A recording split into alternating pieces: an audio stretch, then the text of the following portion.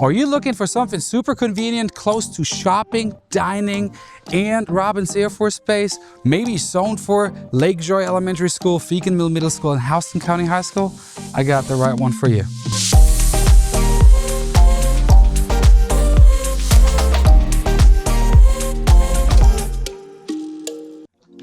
Let me show you this gorgeous all brick 4-bedroom, 2-bath home with almost 2,050 square foot here in Warner Robins.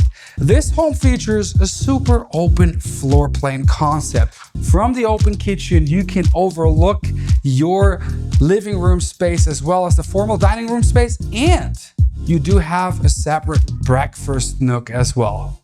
This meticulously kept and well-maintained property features a split bedroom floor plan, which means you got 3 bedrooms and a full bath on this side of the house and the main bedroom on the other side. On this side of the house, you do have the main suite with the double retracted ceilings, lots of space, 2 large windows letting in a lot of light, as well as the large ensuite bathroom with a cheddar tub, stand-up shower, double vanity, walk-in closet, and you got a huge linen closet as well.